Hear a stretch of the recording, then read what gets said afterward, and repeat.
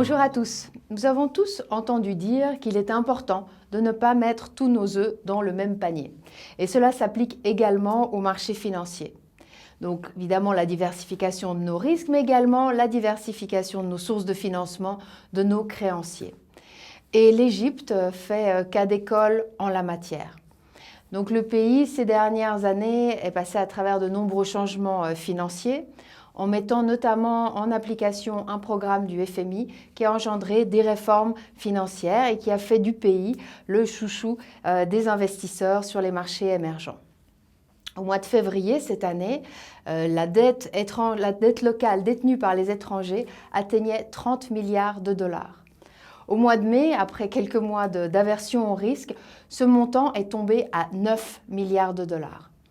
Mais le mois de mai, c'est aussi un mois où la confiance est revenue, grâce notamment aux banques centrales des marchés développés et puis à des prêts additionnels du FMI à l'Égypte.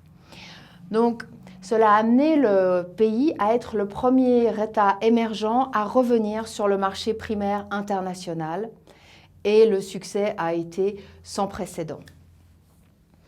Donc c'est un signal positif qui a amené les investisseurs étrangers à revenir sur le marché de la dette locale égyptienne. Et à la fin du mois de novembre, les avoirs détenus par les étrangers en dette locale étaient de 24 milliards de dollars. Donc c'est un soulagement, mais qui démontre également l'importance de diversifier sa base d'investisseurs. L'Égypte le sait, elle a travaillé dur et continue à travailler dans ce sens. Depuis 2018 notamment, elle travaille pour être en mesure de livrer sa dette locale sur la plateforme européenne Euroclear, ce qui va lui ouvrir la porte à davantage d'investisseurs étrangers. Des pas cruciaux ont été franchis et l'objectif pourrait être atteint dès l'automne 2021.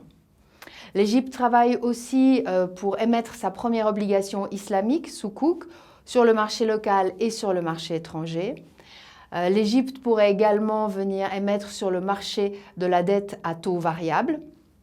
Et puis finalement, l'Égypte travaille avec JP Morgan pour être inclus dans leurs indices émergents, ce qui lui ouvrirait la porte aux investisseurs passifs qui fournissent une base stable d'investisseurs.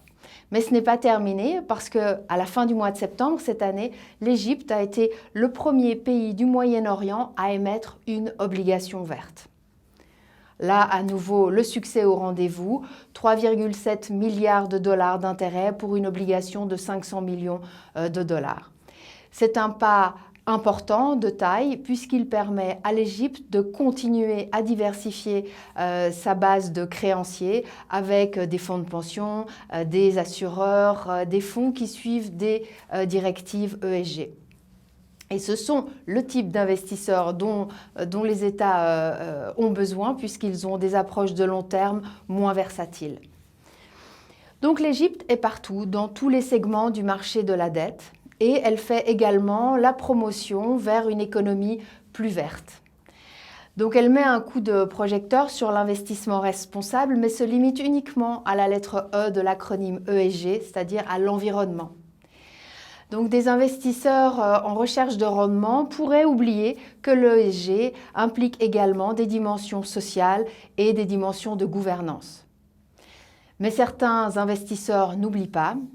Donc probablement l'étape ultime de diversification pour l'Égypte de sa base de financement va devoir passer par davantage d'attention sur les libertés fondamentales et sur une meilleure gouvernance de l'État. Merci.